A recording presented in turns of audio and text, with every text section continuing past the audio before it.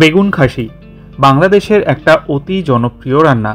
সেটাই আমি করেছি সম্পূর্ণ নিরামিষ পদ্ধতিতে, পেঁয়াজ রসুন ছাড়া। আসুন দেখে নেওয়া যাক পদ্ধতি। নমস্কার, কুইজিনিয়া চ্যানেলের পক্ষ থেকে সকলকে জানাই সাদর আমন্ত্রণ। আমাদের সবার চ্যানেল কুইজিনিয়াকে সাবস্ক্রাইব করে পাশে থাকা বেল বাটন আর অল আইকন প্রেস করে রাখলেই সব নতুন ভিডিও নোটিফিকেশন আপলোড হওয়া মাত্র পৌঁছে যাবে আপনাদের কাছে। আজকে আমি নিয়ে এসেছি সম্পূর্ণ নিরামিষ পদ্ধতিতে বানানো বাংলাদেশের ফেমাস রেসিপি বেগুন খাসি, যেটা খেতে অপূর্ব লাগে। ভাত কিংবা রুটি কিংবা পোলাও ফ্রাইড রাইসের সাথেও সমানভাবে যায় এই দুর্দান্ত স্বাদের রেসিপিটি। আসুন শুরু করা যাক। এখানে আমরা নিয়েছি সর্ষের তেল। রান্নাটা অতি অবশ্যই সর্ষের তেলে করবেন। তেলটা গরম হয়ে গেলে দিয়ে দিচ্ছি বেগুন। এখানে আমি মাঝারি সাইজের বেগুন 1.5 খানা মতো লম্বা লম্বা টুকরো করে কেটে নিয়েছিলাম। বেগুনটাকে আমরা এখানে ভেজে নেব মোটামুটিভাবে 4 থেকে 5 মিনিট সময় নিয়ে। তবে বেগুন ভাজার সময় খেয়াল রাখবেন বেগুন যেন ভাজার পর একদম নরম তুলতুলে না হয়ে যায়, একটু শেপ থাকবে। এই অবস্থায় থাকতে থাকতেই কিন্তু বেগুনগুলোকে তেল থেকে তুলে নিতে হবে। বেগুনগুলো মিনিট 4 আমার এখানে ভাজা হয়ে গেছে। আমি এবার বেগুনগুলোকে তেল থেকে তুলে নিচ্ছি। ঠিক এইভাবে বেগুনগুলো ভেজে নেবেন। এবার যে তেলটা অবশিষ্ট ছিল তাতে দেব ফোড়ন, 3টে ছোট এলাচ, একটা ছোট টুকরো দারচিনি, একটা শুকনো লঙ্কা, একটা তেজপাতা। ফোড়নটার থেকে 30 থেকে 40 মিনিট অপেক্ষা করব, 40 সেকেন্ড অপেক্ষা করব সুন্দর গন্ধ বেরোবার জন্য। আর তারপর তাতে দিয়ে দিচ্ছি আমরা একটা ছোট সাইজের টমেটো, 1/2 ইঞ্চি আদার টুকরো, একটা কাঁচা লঙ্কা দিয়ে আমরা এখানে একটা মিহি পেস্ট বানিয়ে রাখবো।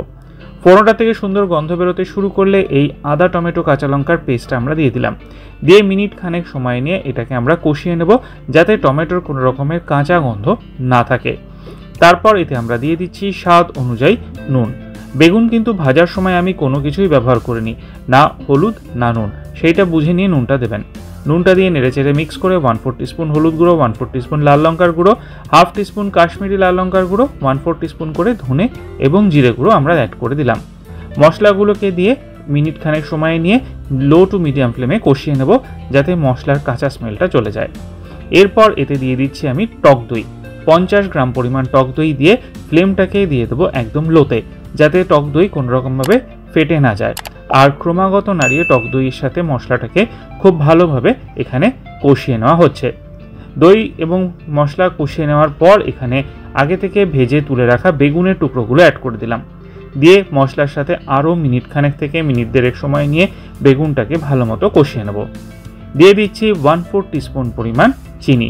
নিরামিষ এই সবজিতে অতি অবশ্যই চিনিটা দেওয়ার চেষ্টা করবেন। ভালো করে নেড়েচেড়ে মিক্স করে দিয়ে দিচ্ছি এখানে আমরা 250 মিলিলিটার পরিমাণ জল। যেহেতু বেগুনটা অনেকটা সময় নিয়ে ভাজা হয়েছে, এর থেকে জলের বেশি প্রয়োজন নেই। আর জলটাকে দিয়ে ভালো করে নেড়েচেড়ে মিশিয়ে নেওয়া হলো। এরপর এতে আমরা দিয়ে দিচ্ছি বাড়িতে বানানো 1/4 টিস্পুন গরম মশলার পাউডার, যেটা রেসিপি লিঙ্ক ডেসক্রিপশন বক্সে দেওয়া থাকবে, চেক করে নিতে পারেন।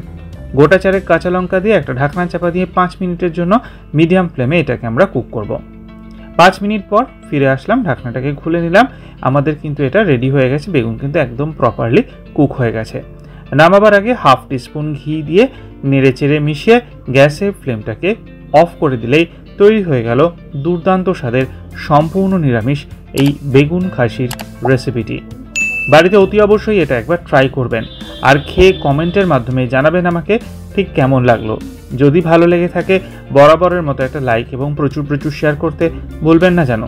যারা এখনও চ্যানেল কুইজিনিয়াকে সাবস্ক্রাইব করেননি, অনুরোধ করবো চ্যানেলটাকে সাবস্ক্রাইব করে এই পরিবারের সদস্য হয়ে যাওয়ার জন্য। লাইফ ইজ প্রেশাস গল্পে শেখালেকাল চ্যানেল দুটিকে সাবস্ক্রাইব করতে আজকের ভিডিও ডেসক্রিপশন বক্সের লিঙ্কটা প্লিজ চেক করে নেবেন। সবাই ভালো থাকবেন, সুস্থ থাকবেন। নমস্কার।